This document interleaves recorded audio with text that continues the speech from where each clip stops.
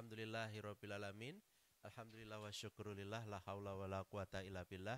Rabbi syrahli sadari wa yassirli amri wahlul 'uqdatam min lisani yafqahu qawli. Yang saya hormati Profesor Stefan Kos and then Mbak Adelia selaku dosen pengampu untuk mata kuliah di dalam hukum bisnis. Dan hari ini kalian akan mempelajari khususnya berkaitan dengan hukum perdata internasional yang ada di Jerman. Di Jerman seringkali juga disebut dengan istilah conflict of laws dan nanti akan dijelaskan pengantarnya oleh beliau, dan ini ilmu yang sangat luar biasa sekali karena misalnya teman-teman mau menikah dengan bule, teman-teman mau bekerja di luar negeri atau kemudian melakukan kontrak buka toko di luar negeri, itu semua membutuhkan hukum perdata internasional. Karena hukum perdata internasional itu didefinisikan sebagai suatu aturan yang mengatur hubungan-hubungan hukum keperdataan yang mengandung unsur-unsur asing. Ya. Okay. So what is conflict of law in German? The terminology. Privatrecht. Yeah, I think the same. Yeah. Yeah. Property rights. Yeah. Here. Yeah. Yes. In here we use the terminology of private international law. Yeah, HPI. Okay, so without further ado, we will provide the microphone to Mbak Adelia and Profesor Stefan Kos. Terima kasih. Assalamualaikum warahmatullahi wabarakatuh. Baik, Assalamualaikum warahmatullahi wabarakatuh. Before we start our class today, let's start by receiving basmalah. Bismillahirrahmanirrahim. Oke, dikarenakan ini kelas reguler, maybe nanti akan saya berikan sedikit pengantar ya dalam atau saya akan mentranslatekan apa yang kemudian disampaikan oleh Pak Stephen, yang mana hari ini adalah special event for us ya. Hari ini akan diisi oleh Pak Stephen Kos, Profesor Dr. Stephen Kos, berasal dari the Universitas der Bundeswehr München ya. Correct me if I'm wrong to spell it, Pak Stephen, gitu ya. Nah, beliau hari ini akan menyampaikan materi terkait dengan company law yang kemudian nanti mungkin akan diberikan komparisi yang ada di Jerman dan juga yang ada di Indonesia. And then I give you some kind of text to, untuk membuat sebuah resume hasil daripada presentasi yang akan disampaikan oleh Pak Stephen, dengan mana resume tersebut akan dijadikan bukti presensi teman-teman hari ini gitu ya. And then I suggest you to give the question for Pak Stephen ya. Jadi di kelas ini diwajibkan ada pertanyaan nanti bagi Pak Stephen terkait dengan materi yang sudah disampaikan, or maybe tadi saya dengar ada beberapa yang I think there are some students that really interest with AI, Pak Stephen. So is it okay if they ask about AI after this discussion? Is it? But it's for lecturers for tomorrow. Okay, is it okay for them? No. But they have some kind of interest in AI. Oke, jadi kalau misalkan ada yang mau bertanya tentang AI sekalipun sangat diperbolehkan karena expertise beliau itu berkaitan dengan hukum bisnis ataupun hukum perdata, dengan mana beliau mengajar di Jerman, spesialisasinya juga termasuk kaitannya dengan AI gitu ya. Oke, kemudian di dalam perkuliahan ini seperti biasa, rules di kelas saya tidak boleh menggunakan handphone selama kelas sedang berlangsung gitu ya. Jadi dimohon untuk handphonenya bisa disimpan di silent dan tolong fokus dengan materi kita hari ini. Dan tanpa berlama-lama lagi, for Professor Stephen, the time is yours. I think saya kira nanti Anda belum tahu saya ya, itu tidak pernah di kuliah saya di sini kemarin. So saya mau memperkenalkan saya Profesor Stefan Kos dari Munich, Jerman. Universitas saya itu Universitas German Armed Forces. Mahasiswa di sana mayoritas itu soldiers, militer. So lieutenant, upper lieutenant, dan beberapa mahasiswa sivil juga ada, tapi mayoritas forces soldiers.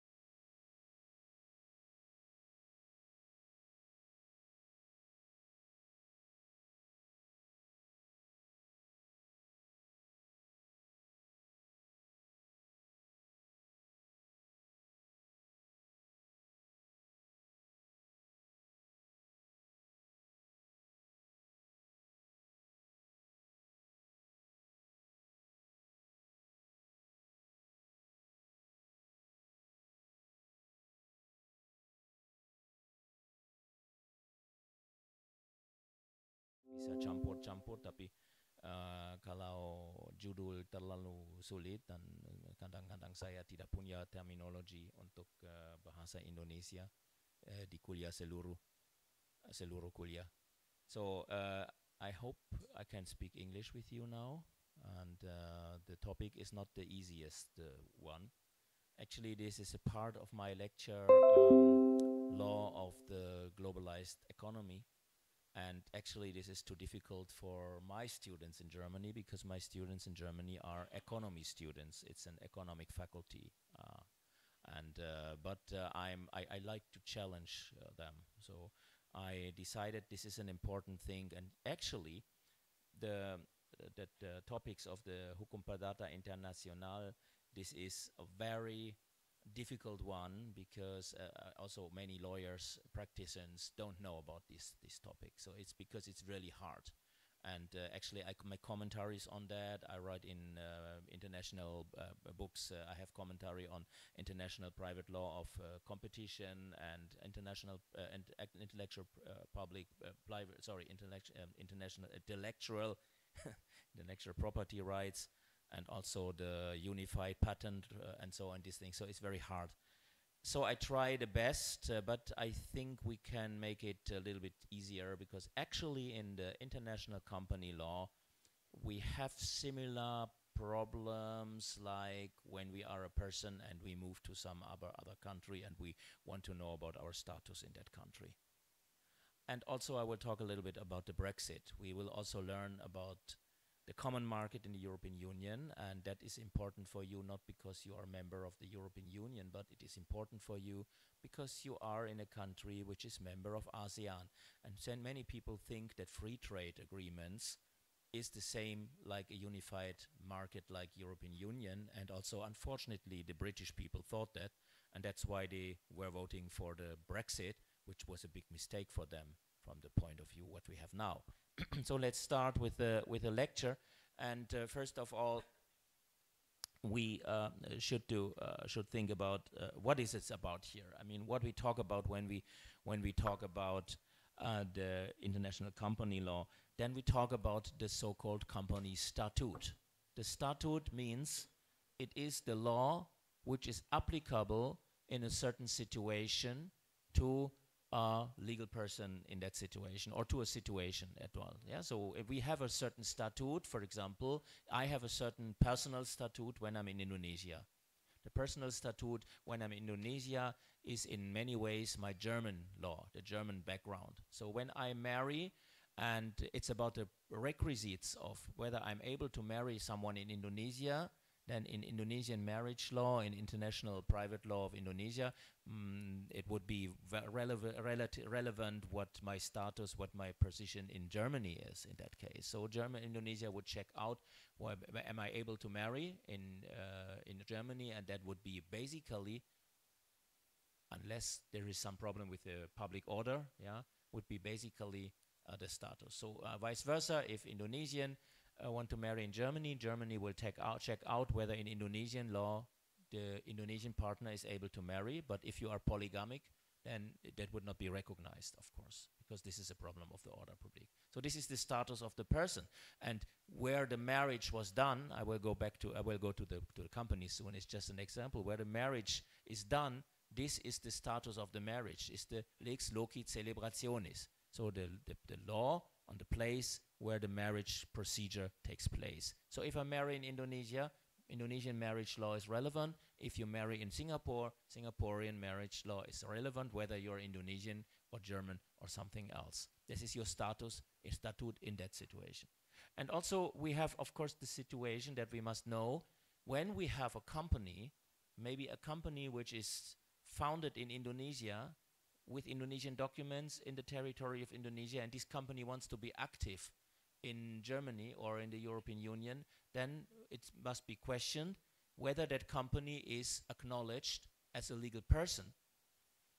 When it's acknowledged as a legal person in the territory of Indonesia, that does not mean automatically that it is a legal person in the territory of Germany. Means you have maybe a limited liability company here in Indonesia, and you want to extend your activity to Germany, maybe online or maybe even offline. And then you must learn that your statute is the German statute. So German company law will be applied to your company, maybe. And that means in German law, you're not meeting the requirements for being a legal person.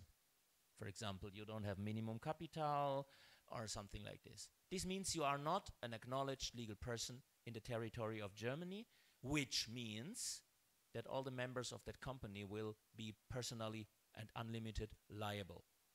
Yeah, so you see, it's very important to know the statute of this company. And this is one of the several possible statutes, like there's the tax statute, so in which country you should pay our tax, or the insolvency statute, the labor statute, yeah, which labor law is applicable to the employees of this company, and so on. All these have connecting factors which are independent, which are different. We don't talk about them. We only talk about the personal statute, the company statute, which country law is applicable if it comes to the question whether that company is a limited company, is a legal person, and so on these questions. And when we talk about that, then sometimes we have domestic recognitions based on international contracts. For example, Germany has a contract with the United States since 1954. It's called the German-American Treaty of Friendship, Trade and Shipping. Very surprising that there is something about the statute, but it says that we are acknowledging American companies as legal person, such as America is acknowledging German companies as legal person, even if these companies were founded in the other country. Well, this is acknowledging, international acknowledgement. You will see, I will talk about it later, that Indonesia and Germany has something similar, that we also have something, but very interesting, that is not reciprocal. We will see that is a little bit different, but is something similar when it comes to the situation of Indonesian companies. Now, what is the specific problem? And you know, I hated that topic when I was an assistant to my professor where I made my doctorate. I hated that topic because my professor loved this topic. He loved it. Because my professor was also collaborating with law firms. And these law firms had always problems with that acknowledging of companies, especially within the European Union, when we did not have the unified share company, for example, and so on. Also, we have problem with cross-border foundations, cross-border moving of companies, out-of-country founding or in-of-country founding, and all these things. And my professor loved it. And my professor was very fiercely discussing the topic, and he was really interested in promoting a certain theory. And we all had to all the time help him to write articles, means we had to write the article, my professor wrote his name on it, and we were the second authors, what is very common here, but in Germany is actually scandal. Yeah, actually we don't do that. I hate that, yeah, because I never, when I write my article, I write it alone. And when my assistant is on the, or in some Indonesian friend is on my article, it means I wrote, or I wrote the article, then the other one, the Indonesian, is the second author, or the Indonesian wrote the article and I gave the ideas, or I was reviewing it and adding many things. So if you see article with my name on it, it means I was involved. And if any of you ever ask me, Prof, can we make joint research, and you mean you write the article and I should put my name on it, I will reject. So my professor was not so problematic with that. So we also had to write that, and my professor did never write it, but he said, I want that success, I want that result. So he telephoned with the law firm, and then they said, Prof, we need this theory. And then my professor came and said, write that article, we must write this article, but it must have this result. Yeah, and then we wrote whatever he wanted. Even if it was bullshit, we wrote it. Yeah, you find very bad articles of that time because my professor insisted he wants that. Now, one of these main problems he always wanted to discuss was the pseudo-foreign company, the pseudo-foreign foreign corporation, or so-called mailbox corporation. What is that? Now, sometimes we want to make business, but we don't want to have risks, right? So what is better for avoiding risks than to limit the liability? However, you can do that in German law, of course, but in German law, if you want to, in that time, if you wanted to limit the liability, you needed at least 25,000 euro or then 50,000 Deutschmark for a so-called GmbH, Gesellschaft mit beschränkter Haftung. This is a company with limited liability. Nowadays we have Unternehmergesellschaft. It means you need less, but in that time it was like that. So to avoid that, people were already having the idea that they think, oh, let's go to another place where we also can have a liability limited company. And what they did was going to maybe Britain. And then in the Isle of Man or in Gibraltar, or so they offered very easy peasy to found a limited liability, a limited, with £1 and yeah, that was it. Yeah, so you can avoid tax problems. Maybe you don't want to be taxed in Germany, and so on. But especially that. So maybe the founding process is easier and so. For pseudo-foreign companies is actually very, very frequent. You find it everywhere. For example, sometimes in the US we find Delaware companies. Delaware companies like Microsoft is, I think, is a Delaware company. Why in Delaware? And they're not very, especially specifically active in Delaware as a small state. But Delaware has, as I know, a very liberal tax policy and very easy to found. So these companies usually are in Delaware, even if they make their activity somewhere else. What is a pseudo-foreign company? A pseudo-foreign corporation is a corporation which is actually not meant to be active in the country where it was founded.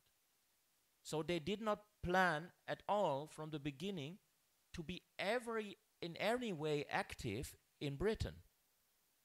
The company was founded to be active only in Germany, but founded in Britain because of the £1 issue and of other aspects which are easier than in German law. Debtor protection is stricter in Germany and so. That is why it's pseudo-foreign. Yeah, it's actually a German company, active in Germany, having the administration seat in Germany. The bosses sit in Germany. Any entrepreneurial decision is made in Germany, and the customer are exclusively in Germany, but it's a British company. And this is a pseudo-foreign company. And pseudo-foreign companies are indeed a problem, because actually pseudo-foreign companies is a way to avoid, for example, debtor protection. Avoid the own law. It's actually, evasion, fraud evasion or evasion of law, right? So this is problematic. And that's why we had to discuss what we do with these pseudo-foreign corporations, how we can deal with that. And Germany does not want it. Germany, you must know, is traditionally very reluctant with methods to use tricks to avoid tax, to launder money, to hide money. And as you maybe know, we have a very small state in Europe, in Central Europe, which is called the Principality of Liechtenstein. The Principality of Liechtenstein is between Germany, Switzerland, and Austria, a very small principality. It's not a democracy, it's led by some prince or I don't know, some noble family. And they are very liberal in tax, and you can hide money there, and they have a lot of trusts there. You bring your money with a card over it, and then you give it to some trustee, and that trustee can make offshore companies somewhere in Cayman, and they help you with that. And so rich people try to hide the money in Liechtenstein. So this is a similar problem, right? So this is actually a problem because we don't want that in Germany. So Germany was already threatening them with sanctions when they not give the information to the banks, but as I know so far, they don't give the information to the German banks. Switzerland gives, but not Liechtenstein. And this is something very similar. So how we get rid of that problem? And this is indeed a problem. If we have a here early example of it from Japan. This is a very interesting example. Maybe you know Kirin beer, if you're Muslim not, but the others maybe know. Kirin Beer Company is actually a typical Japanese beer. It's a Japanese brand. It was already Japanese beer, originally Japanese. But the company was founded in Hong Kong, already early, in Hong Kong. and then came to Japan and became active as a corporation, but a Hong Kong corporation. And that was in 1893 already discussed in Japan. So Japan was already worried about this pseudo-foreign company in 1893, yeah? Discussing on the provision in the civil code on the recognition of foreign companies. Yeah, so you see, this is already early problem, and until now, Japan is worried about the pseudo-foreign companies. Now, how we deal with that issue? The question is, do we have to respect a pseudo-foreign corporation as a legal person in our territory or not? If we not respect the foreign company as a legal person in our territory, this means that this company is not having the effect of limiting the liability, right? Because even only if it's a legal person, there is liability limitation. Maybe you are bachelor students, maybe let me explain as an excursus what has to do with, because it's so important. It is important to understand that company and corporation law is of course something about personality and personalization, but important is to understand that is in the first place separation of property. Company and corporation law is law about separation of property. Yeah? Why separation of property? Look, if you are an owner of property and you owe him money and you don't pay, he can seize your property after a certain procedure. Yeah? You will not be able to protect your property from him. If you owe him $1 million and you only have a house in the value of $50,000, he will take at least your house and you have nothing. Everything is gone. You cannot limit it as a single person. I cannot limit the property you can seize as someone as my creditor, because I am liable with my whole property. There is no separation of property. There is no separation of funds. There's no preparation of budget. No separation of budget, nothing. If you want to avoid that, we could make, for example, the situation that you give me your property, or you give me 50% of your property, and we make a contract, which is a trust contract, trustee, a fiducia, for example, and in this fiduciary contract is written that I have to hold you 50% of your property, and after you are out of the problem with the creditor, I give you the money back. I'm not allowed to do something with the money, I'm not allowed to spend the money, I'm not allowed to risk the money, yeah? So you can make it in the English law with the trust, then you are more safe, or you make it in the continental law with the fiducia, then it's only a protection in the contract, but not in the, you cannot hinder me, but I'm liable if I do it. That is separation of property. We separate a part of your property to make it safe against Caesar. Yeah? So, but also what you can do is, you make a limited liability company. And you make your business, which is dangerous because the business could be in debt and then you must be liable. You do the business only melalui organisme ini, melalui company. Only with the company. The limited liability company makes the business, not you private. And then you give a part of your money into that company, and then the creditor only have access to the money which this company has. If you are going bankrupt, it means the company goes bankrupt, not you, because your private property is safe. It's separated. Yeah? Founding a company means separation of property. And that is applying to all companies, also the not limited liability companies. Because also in one or another way, you always make separation of property. If you have a normal personal company, you also give a certain property to that company. It's not safe that the debtor that the creditor can seize through it and even take your private property. But we know this is the property of the company, this is the property of you.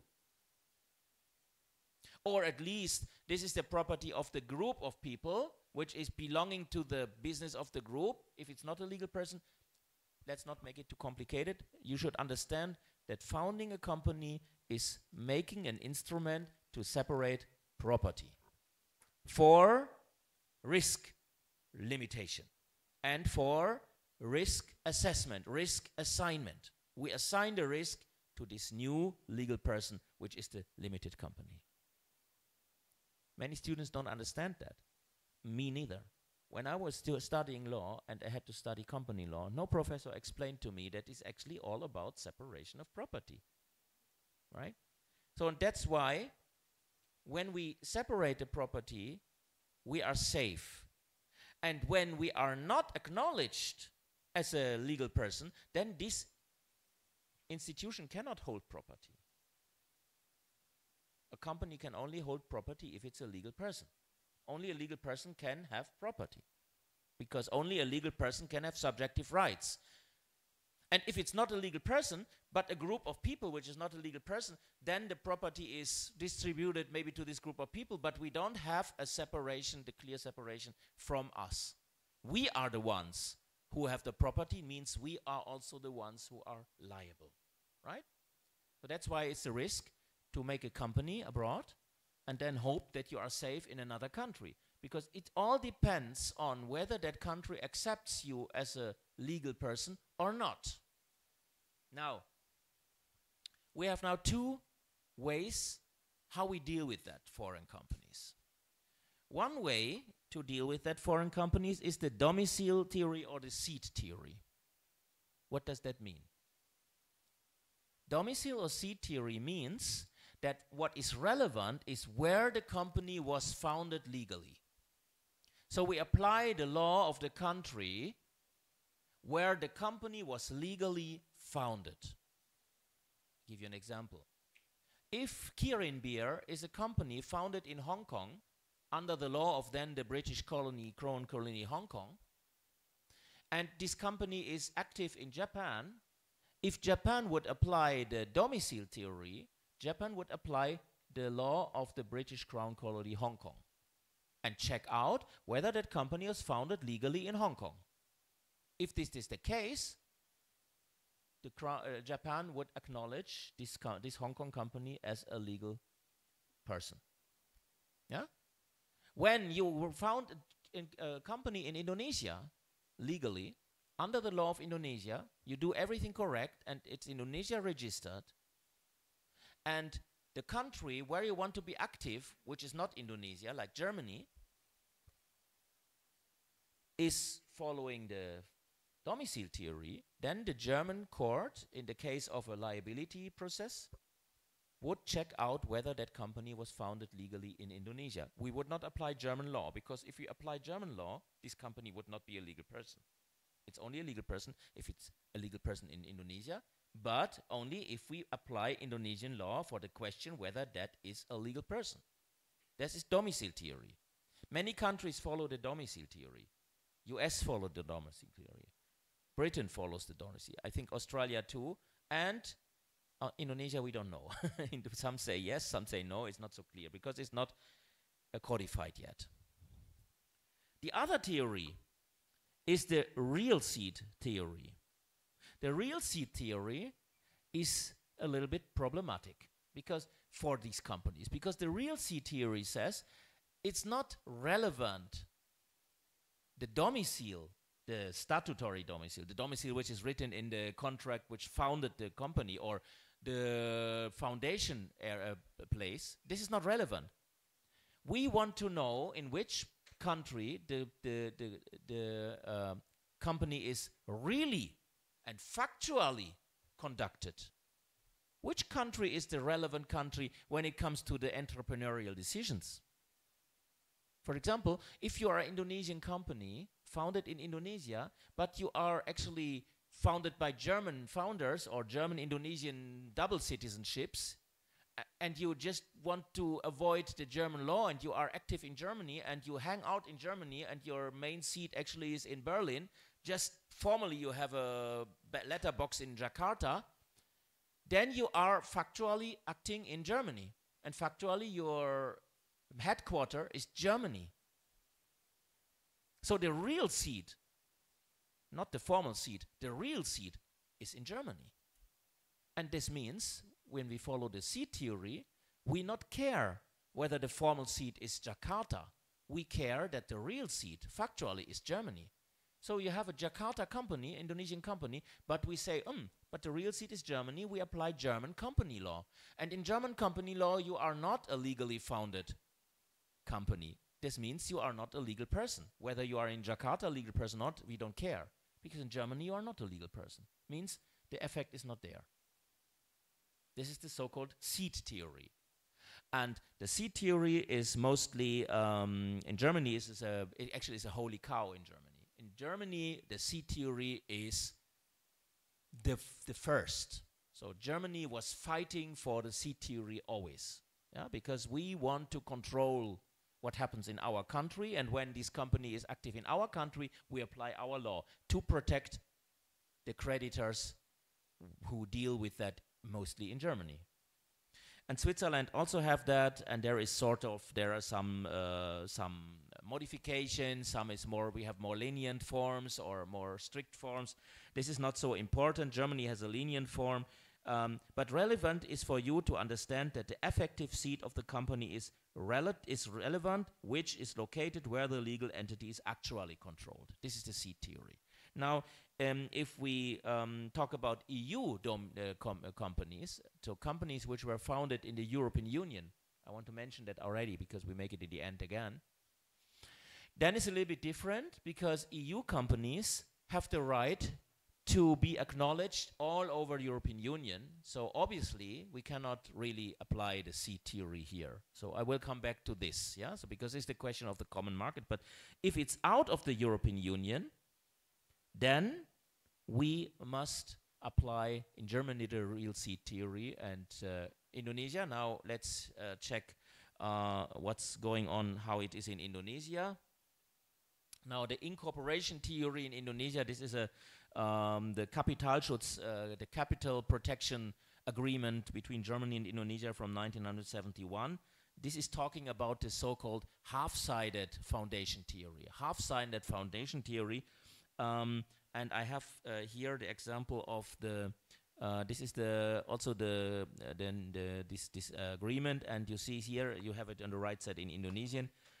The term company shall mean, in respect to the Federal Republic of Germany, any juridical person, as well as any commercial company or other company or association which or without legal personality, having its seat in the territory of the Federal Republic of Germany and lawfully existing consistent with legal provisions, and so on. It means when you talk about German company, then Indonesia will acknowledge this company when it is founded legally in Germany.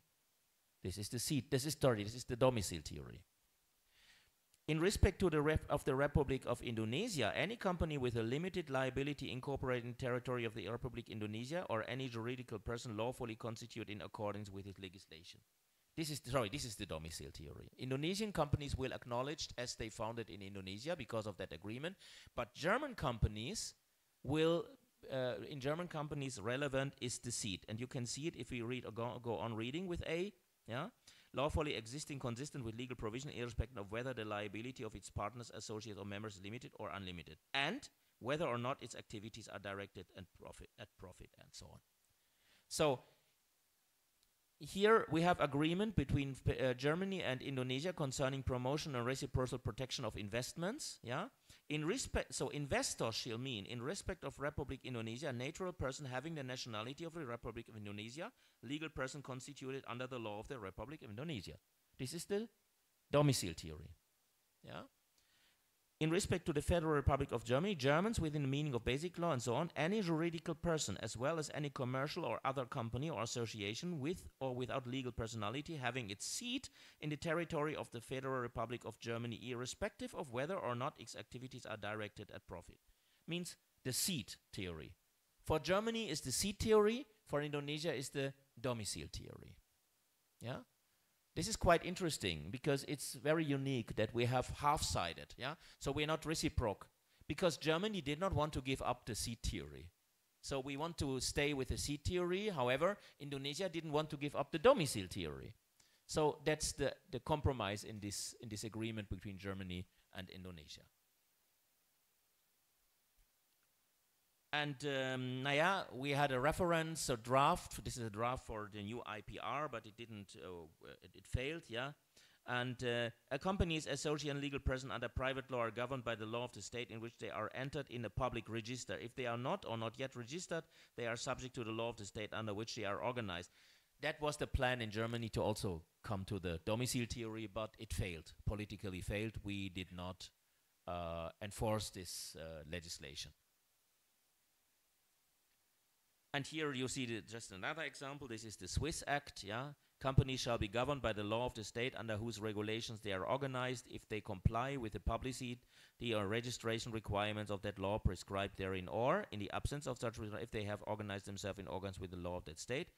If a company does not meet these requirements, shall be governed by the law of the state in which it's actually managed. This is, again, a part of the C theory, again, the last one, right? So, enough for these examples.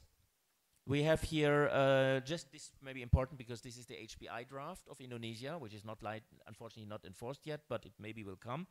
And you see also here, let me, later you will have the Indonesian version, but let me read the English version, because about corporate personality, what is meant by a corporation in this law is a body or group of persons who are under Indonesian or foreign law acquire the ability and authority to perform legal acts and assume legal rights, and so on. This is the domicile theory. Yeah, this is the HPI draft that will come, and this is much more transparent than to deduct it from all these agreements.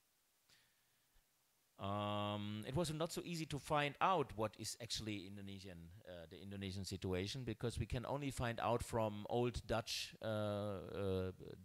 regulations and also these agreements. Obviously, it is the dominant opinion that it is the domicile theory. And Japan was discussing that lastly, and they don't want a pseudo-foreign corporation. Traditionally, it was incorporation theory. That's why they had the problem with the Kirim. There was no codification, but there is an existing rule, and they don't allow that anymore. Yeah, so no foreign company having its main office in Japan or primary purpose or which is to carry on business in Japan may engage in transactions on a continuous basis in Japan. Any person who has engaged in transaction in violation of the and so on. So they may be very restrictive. Now, let's come to the European Union law, because this is very interesting, because it shows you much about the Brexit, how the Brexit impacts the situation of British citizens, British companies, British trade. And for that, we must have some basis of the European Union common market, because otherwise it's not understandable. And the problem is, as many citizens also in Europe don't have a clear understanding about what is a free trade agreement, what is a common market, what is a standard unity. They don't understand how the European Union functions, how the European Union works. So let us give a very fast overview about that. So the European Union is a supranational organization. It means it is the law of the European Union is direct law of all the member states, and it is in the hierarchy above the national law. Means every legislation from European Union is also above the constitutions of the member states. It means when there is a regulation about that all companies have to be acknowledged in all member states, we cannot apply our own company law, but we must adapt our law to this European legislation. Otherwise, it's against the union law. Yeah? And we will not go through all these contracts. We just want to talk about the main things. And if we discuss about the European law, then we discuss about the primary law. These are the founding treaties. And this is important for us because in the Treaty on the Functioning of the European Union, there are some basic freedoms regulated. And it says mainly 4 basic freedoms. One basic freedom is the free trade, the free movement of goods. Then we have the free movement of services. We have the free movement of labor. And we have the free movement of person. And we have free movement of finance, of funds. Yeah? So means free movement of labor is clear. Any European Union member citizen can work in each European Union without working permit. I don't need any visum. I don't need any working permit. I can, if I choose to move to Ireland, I can move to Ireland and at once find a job and work there and stay there forever. Yeah, and vice versa. So this is free movement of labor. Free movement of goods is clear. We cannot make limitation to export-import. So this means a country cannot limit the import, tariff or non-tariff. And this is important because in ASEAN we have a tariff agreement actually. Yeah? So you can export your products to Singapore and there will be no tariff limitation and also no contingents. But it does not mean that you really can import your products because it might not be economically relevant for you because Singapore have maybe regulations which force you to adapt your product to the needs of the Singaporean market. So for example, Singapore can say, we don't allow gula java to import or to sell in our market as long as you not have certification for the hygienic production of gula java. Yeah? So, and as you know, I mean, I was in Cilacap seeing how they make the gula java. The gula java production is often by very small family companies, and then I saw Bapa making the gula java and having the cigarette in the mouth, and then the ashes fall into the gula java. I mean, this is not certified, right? I mean, I have no problem with that. So what? It's sterile. The ashes is no problem. A little bit ashes, yeah. I eat that. But Singapore might have, I don't know if this case, but Singapore might have stricter rules, and so they don't allow it in their market. You can import, of course, but you will not be able to sell it. And that means it is not tariff, but the tariff alone doesn't help you. The trade will be still limited. As an example, maybe you know para nuts. Para nuts is a nut from the region of Para. It's a province in Brazil. And these nuts are actually have a very hard shell. So they're very delicious, but you must crack the shell before you sell it because the consumer doesn't want to crack that shell. It's very difficult. So they sell these para nuts already peeled in plastic bags to Europe, but for some years there were no para nuts because the European Union found out that many of these para nuts were moldy. Para nuts are getting moldy very fast after you crack them. If you not put them at once into sterile packages, they very easy mold. So for the farmers in Para, it was not possible in the beginning to fulfill the requirements of the sterile packing because it's very expensive to buy these machines. Now we have paranuts again because the farmers made cooperatives, bought these machines and now are able to pack that paranuts in a way so they can be imported. We had no contingents or custom contingents. Yeah? It's just because European Union did not allow paranuts if they are not certified packed. Or chicken from United States is treated with chlor because of, I don't know why they do it, maybe because of disinfecting it or so. So the chicken is put into chlor and then it is exported. But European Union does not allow chicken if it was into chlor. We don't want that in the market. So America, Mr. Trump is very angry about that chicken issue.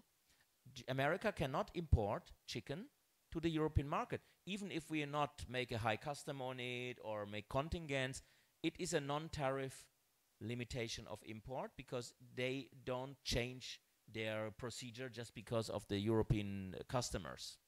They want to have it not changed.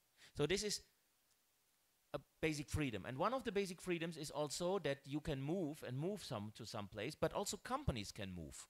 So a German company can basically move to Ireland, or an Irish company can move to Luxembourg, or Luxembourg company can move to Poland. Free.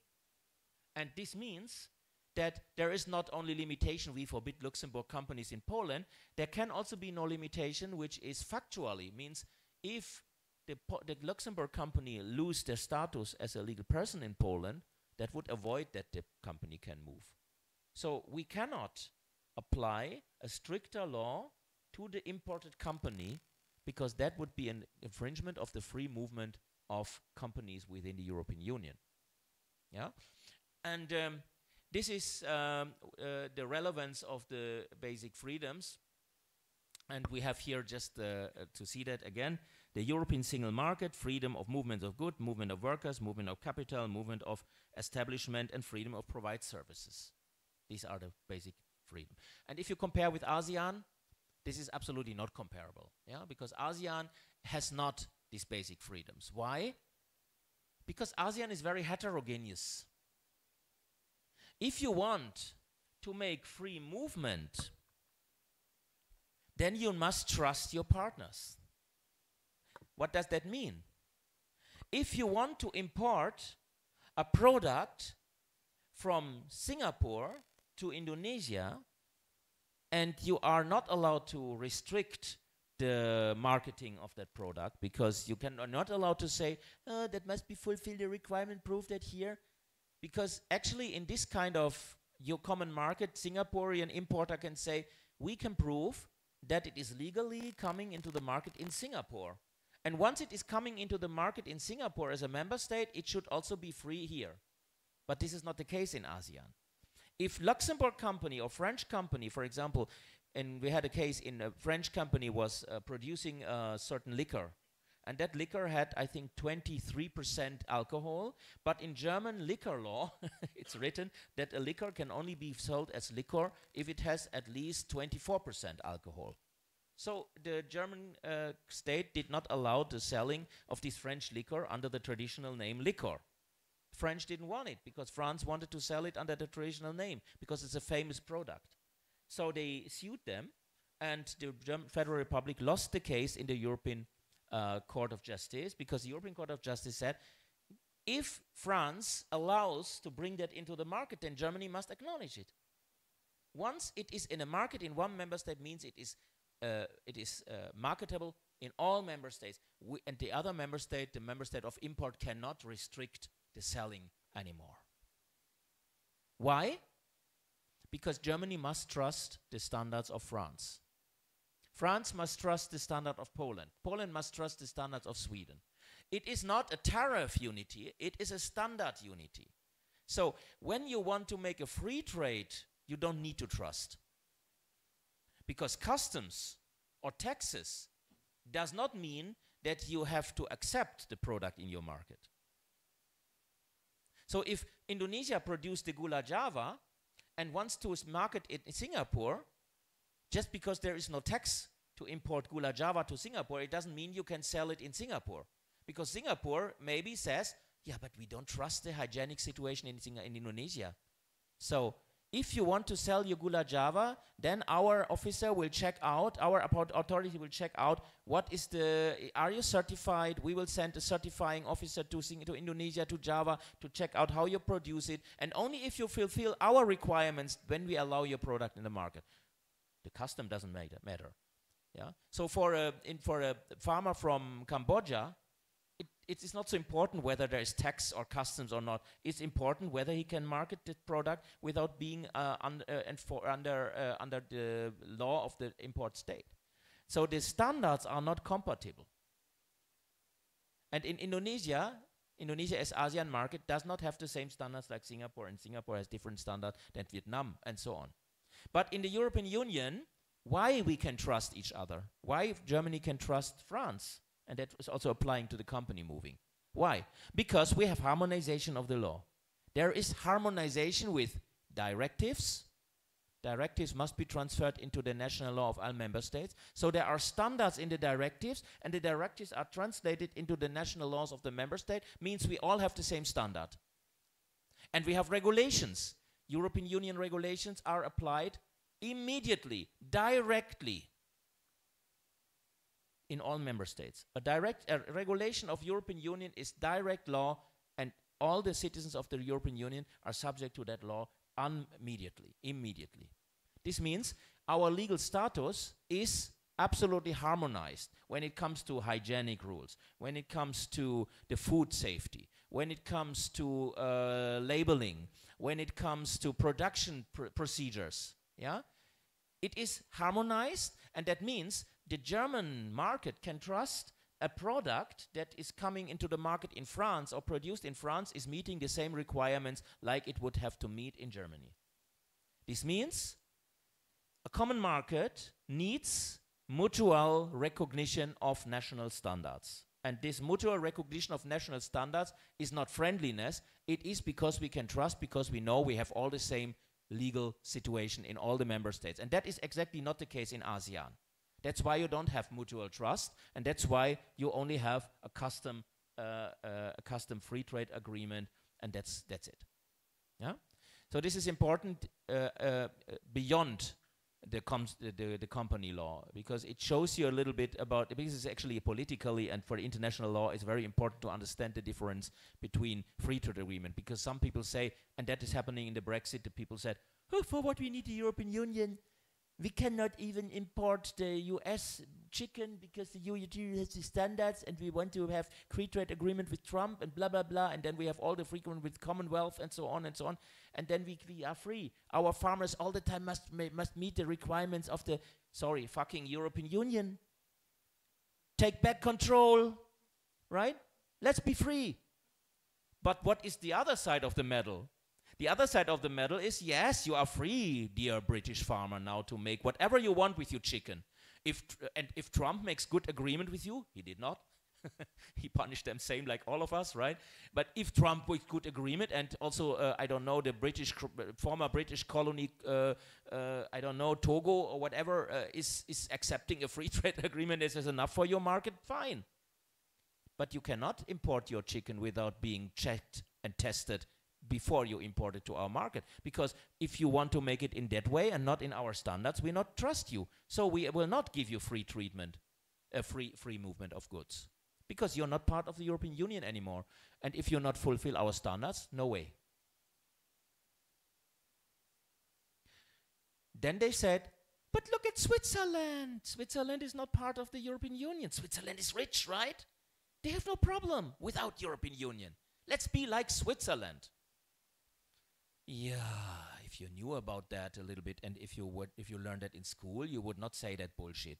Because Switzerland is not part of the European Union, but it is part of the European Union, because Switzerland has mutual agreements with the European Union, and they fulfill all our standards. Whenever we have standards, Switzerland is obliged in these treatments to also transfer it to their Swiss law.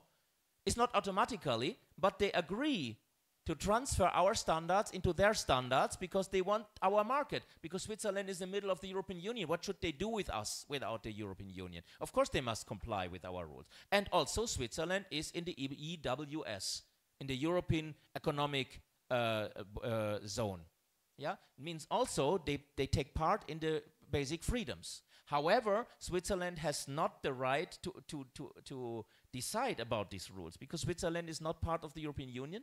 That means they are not part of the European Parliament, not part of the European Council. So Switzerland has to accept all the rules of the European Union without having the right to decide about it. Switzerland is fine with that, because they want to sell their product to us. And also we have free movement of people. So I can also go to Switzerland and work there, and the Swiss people can work with us. They are part of Schengen. But just because they have this so-called bilaterale, mutual agreement with the European Union. And the European Union doesn't want that anymore now. They don't want to renew it anymore. This is a big problem for Switzerland, because now they must discuss, want to be a member or not.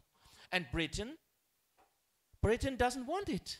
Britain said, no, we want to be free, take back control. We don't want to make mutual agreement with EU to keep their standards in our country. They want exactly not this. They want to be free. So it means altogether, Britain, after Brexit, wanted to have these special rights, and we will talk about the Brexit then, and you will see why it's important. Want to have the special right, but EU said, no. Brexit means Brexit. You are out or you are in.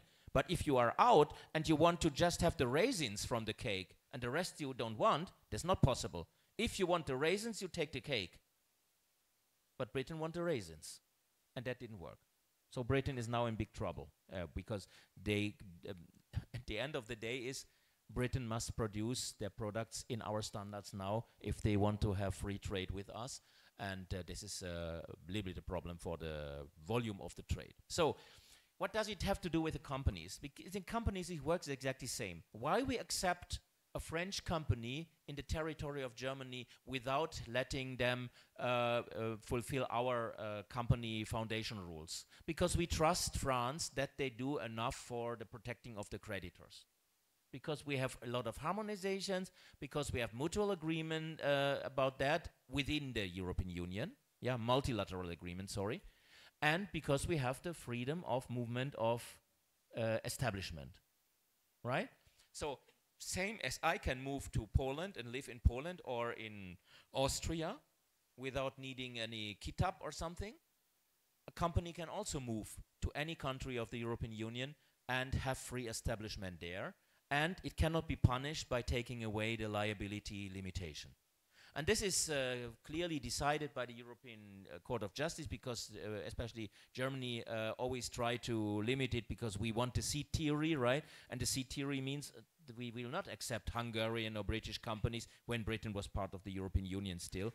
And this is a first example, the Daily Mail decision. This is an example of a British company when Britain was still in the EU.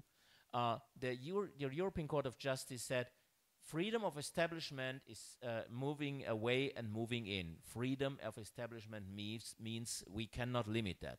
A member state infringe the fundamental freedom of establishment where that state refuses to register a company solely on the ground that that company is registered in another member state, solely in order to circumvent the national rules of company law. What happened here, Germany, I think it was Germany, claimed that that British company was only founded for making business in Germany.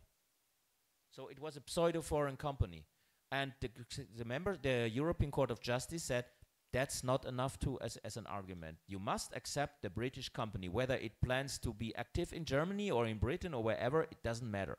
It is not allowed to limit that. A company can be established in any EU member state and then carry out the entire business activity through a branch in another EU member state. The company is a party in court and able to be a holder of rights and obligations throughout the EU.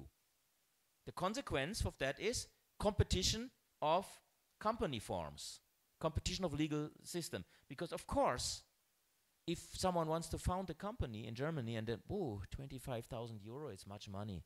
I take the British Limited. It's only £1 and I can make it online, having an address in a post box in Gibraltar or whatever. Right? That's what happened. And that's why we had around 30,000 British Limiteds in Germany, which have nothing to do with Britain. For example, hairstylists, for example, shops, tokos, they founded themselves as British Limiteds. Why? Because first of all, the German Limited is so expensive. And second, as a single trader, you cannot limit your liability in Germany. So the only way to limit your liability is a one-person British Limited. So with one person. And then you can make it even more dirty. You combine the British Limited with a German, the British Limited with other liability limited companies. So we have GmbH and Co. KG. So there is a personal company which is limited liability of the members.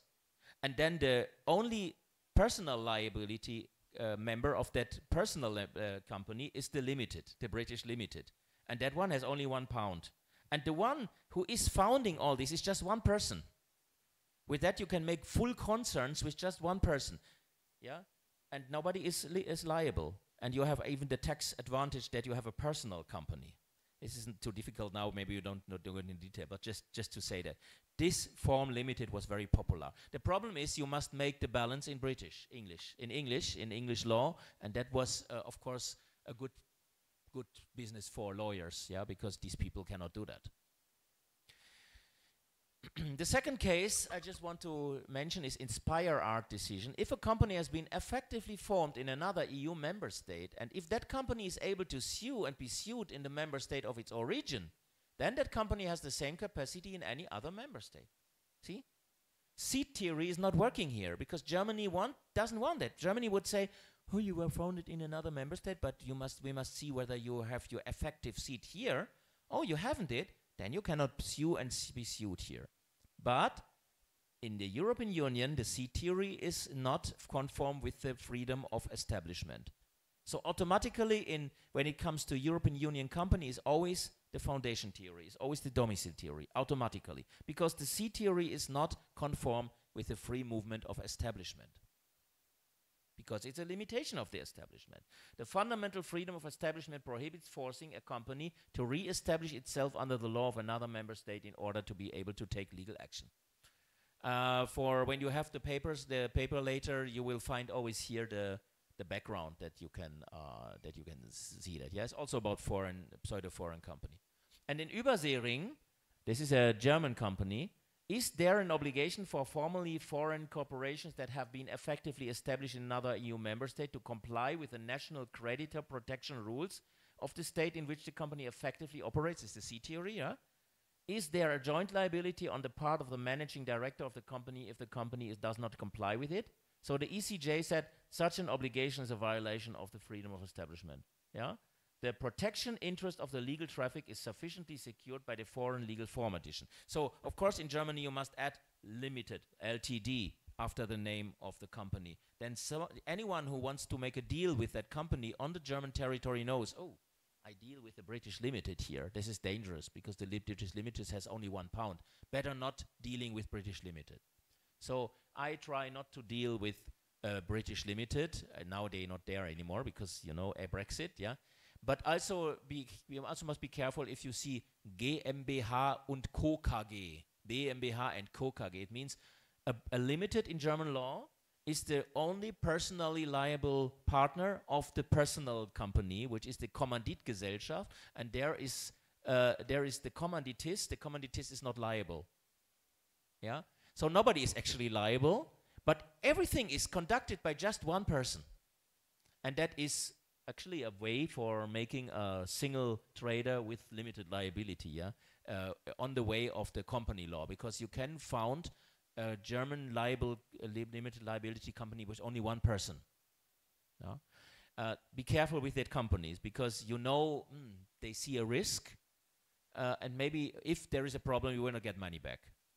But if you see the company is offene Handelsgesellschaft, OHG, Open Trade Company, this means it is at least having two members, there cannot be a one-person OHG, and all the members of that offene Handelsgesellschaft are personally and unlimited liable with their private property.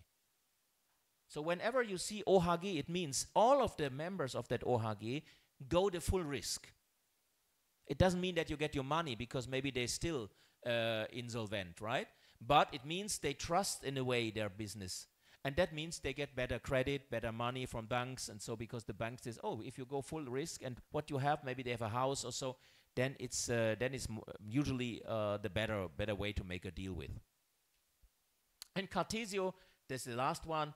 A member state is not prevented by the freedom of establishment from prohibiting its own companies from transferring their registered office to another EU member state while retaining their legal capacity in that state.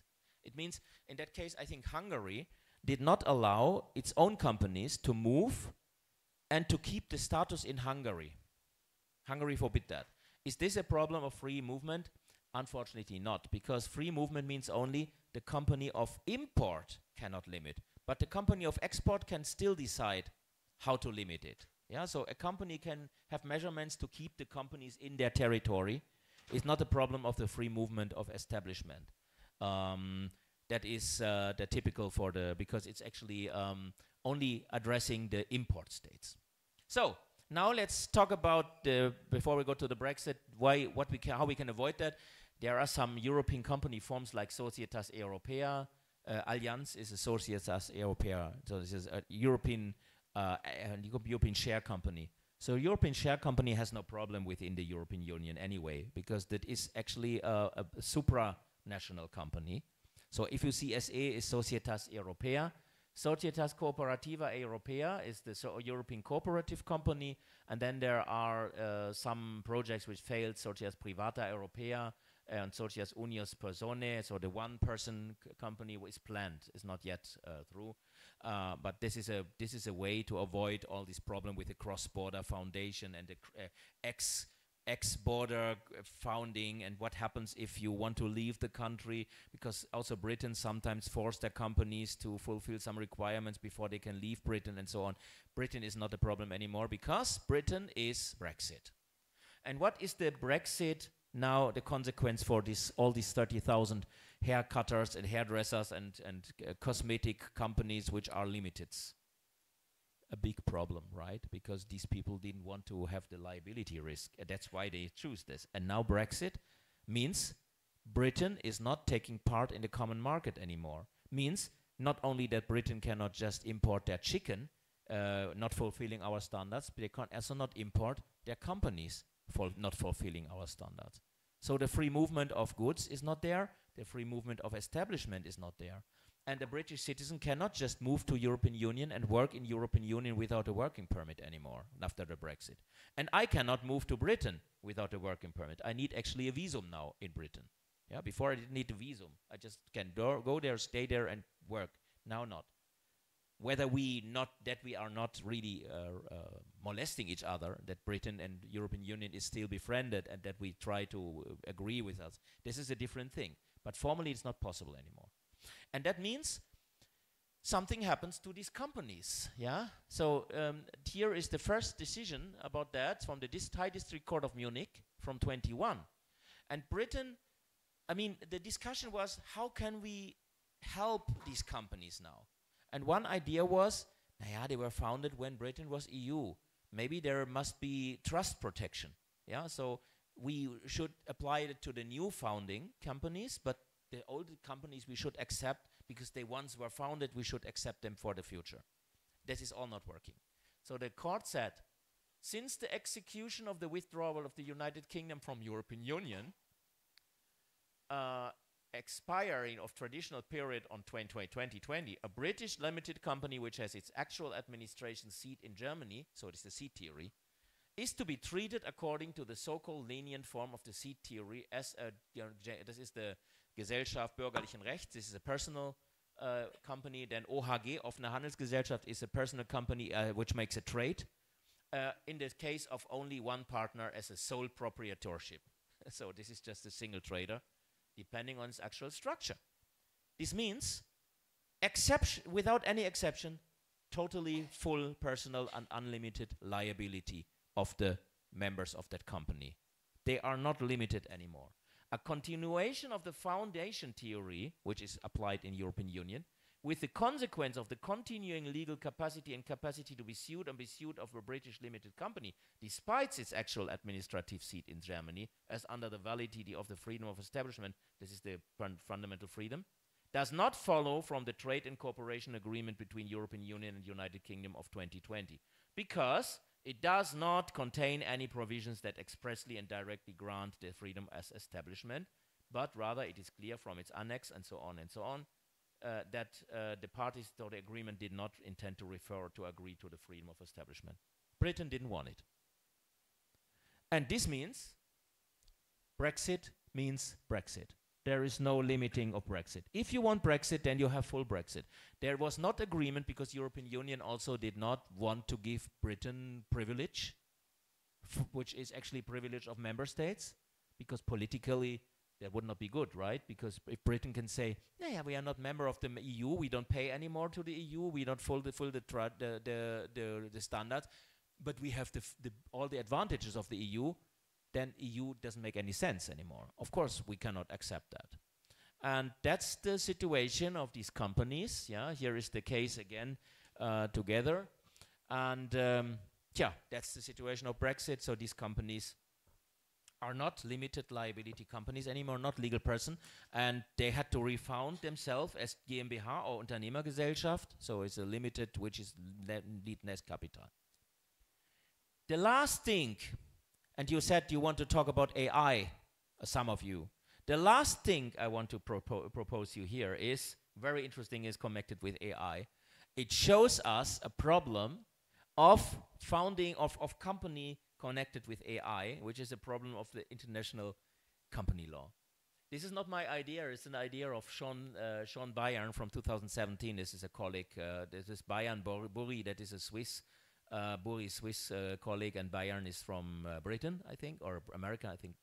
And they wrote an article about how we can have a personhood, legal personhood of AI. How can be AI a legal person? Actually, yesterday I talked about that. AI cannot be so easy accepted as a legal person. There are certain theory like fiction theory and a reality theory and so on, but this is a way how to circumvent it. Step one, we found a US limited liability company, an LLC, by two founders, maybe in Delaware. Yeah, step one. Then the purpose of the company in the Foundation Act is to follow full and 100% the will of an AI system. So whatever the AI decide, that must be executed by that LLC. The founder have no right to decide anything. The founder agree to execute only one-to-one what the AI decides. You can do that yourself. Maybe you want to make dummy share investing. I do that sometimes. I ask the AI every week, what would you do with the shares now? And then the AI propose me, and I want to check out whether it's better than my own decisions, right? So it's not worse, not better, but come on, it's interesting, yeah? So just what the AI decide they do. So process agreement equivalence principle is that called. And then in step two of both founders withdraw from the company. So there is no human anymore in the company. That is possible, obviously, in US law. In German law would not be possible. There must be at least one founder staying. But both founders go out of that company. Means we have a legal person, because this LLC is a legal person, and the legal person is actually the AI. The AI is the brain of that legal person. So the AI is acting as a legal person. Isn't that fascinating? I mean, maybe not, but for me it's fascinating because I'm interested much in this process of personification of AI. You have a personified AI without having to discuss about foundation theory, about fiction theory, Savigny or Otto von Guericke and all these theories, yeah? It's incredible. But what does it mean for, let's say, Indonesia or Germany? Now, this LLC, this AI company, is actually a problem for our market, yeah, because actually we are not protected, yeah. So who knows what this AI is deciding here? Maybe it's harming our market. So when we have the example of this German-American friendship agreement, we must acknowledge all the companies from US in our market, right? This means also we must acknowledge this AI LLC in our market, and that would be a problem. So we would not accept that in our market because we would say this is an infringement of our public order. And the public order is something we apply when we have to apply foreign law, but the result of the application of the foreign law is not compatible with our public order, the ordre public. So I would say we would not accept that in German market, and Indonesia would maybe do the same. But it is a fascinating element where you can see that you have to learn comprehensive your law. You should not learn separate. You should always see the connecting points to the other aspects. Yeah, so the AI can be definitely connected with the company law, and that's how I want to end my presentation. I know it's not an easy presentation. It's not easy topic. But I hope that you can take something back. And if you at least remember the difference between seat theory and domicile theory, and plus if you understand why ASEAN is not the same like European Union and why it's not just easy peasy to make between Britain and European countries free trade agreements, and then we have the same. If you understand that, then you understand already a lot for the next parts of your study. Thank you very much. Thank you, Professor Stephen Koos, for your beautiful or wonderful presentation today about company law in German. Now, we would like to give a chance for all of you untuk memberikan pertanyaan kepada Stephen Koos. Monggo silahkan, one of you, or maybe I will choose one of you. Yeah, this person I think want to ask you about AI. Yang tadi mau tanya tentang AI, boleh silahkan. Please don't choose your friends.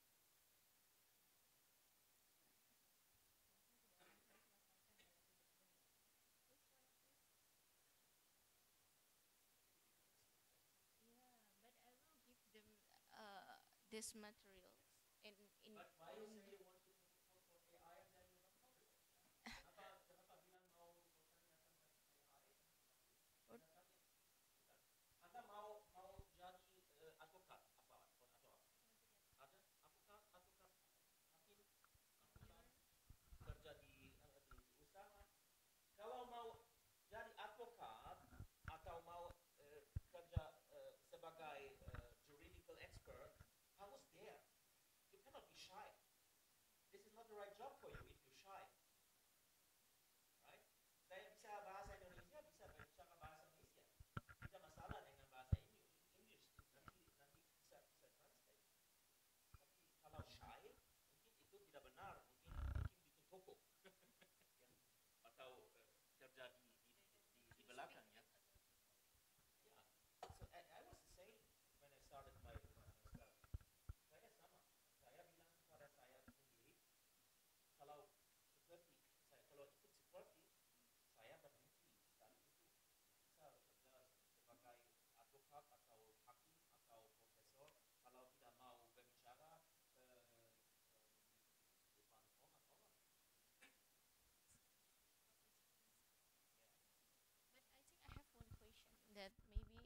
be our topic for the next meeting for the students about the organ of the LLC, organ or organization in American company. Yeah. How about the German? Uh-uh. We know that in Indonesia we have a limited liability company with the organ is like general shareholders and then general shareholders meetings or RUPS we know it, and then board of directors and then board of commissioner. How about in the German? Same. So they have one tier board system or two board tier system. Do you know about that?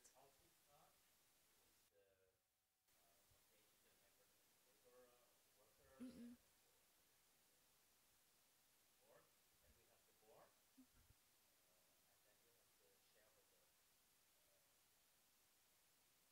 Oh yeah, so it's really similar. Oh okay. Oh okay. So mm,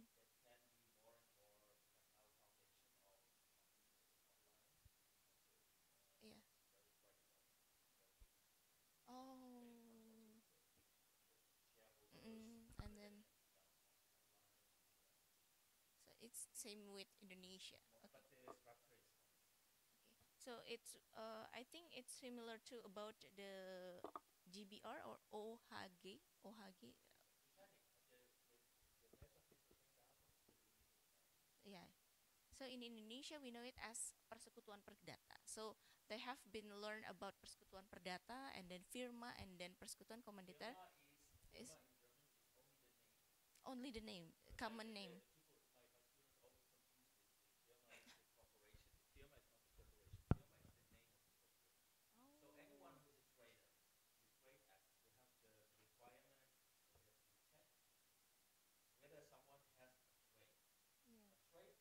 Oh.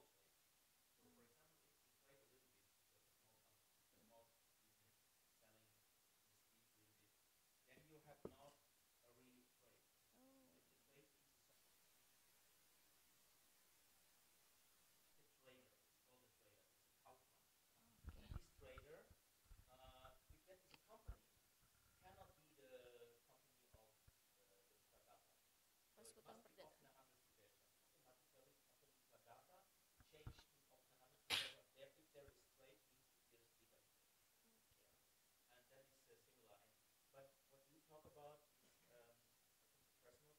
Yeah, the personal company, capital company.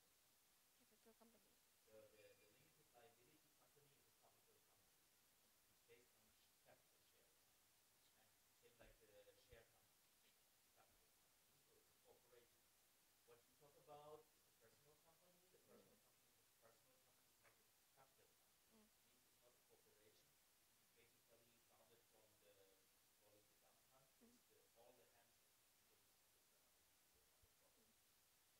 Because in Indonesia we separate them into company or corporate with non-legal entity and corporate with legal entity. That's why there are a personal corporation.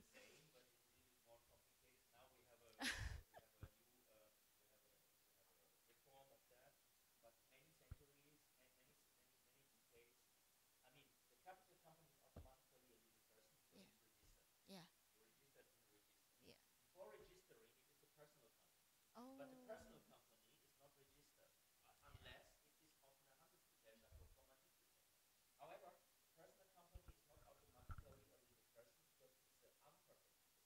Yeah.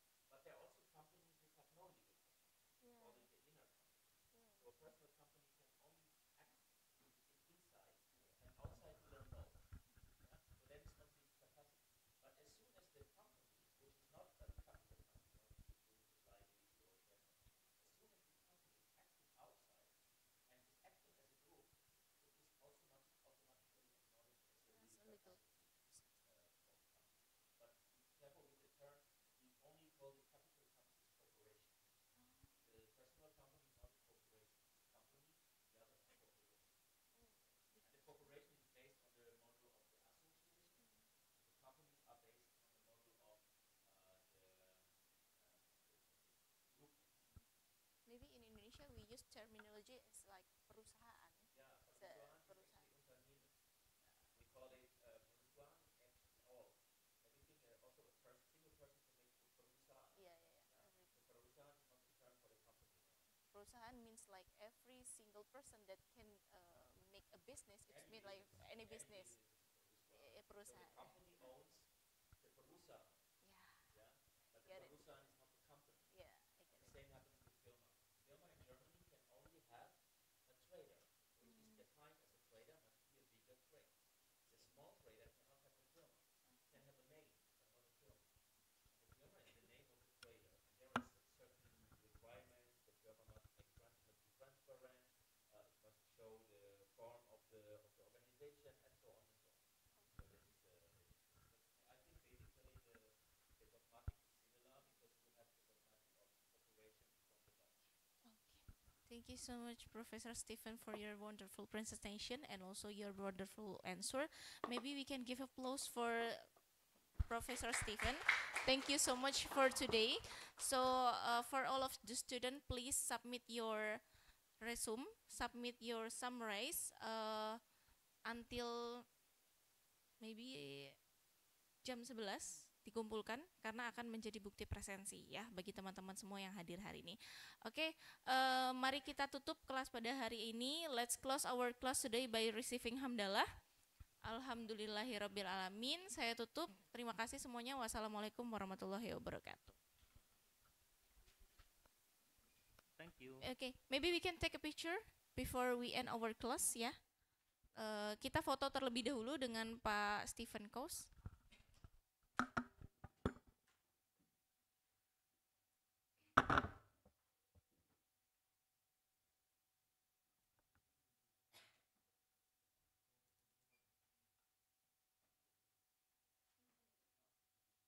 Sorry, just a second. I'm right.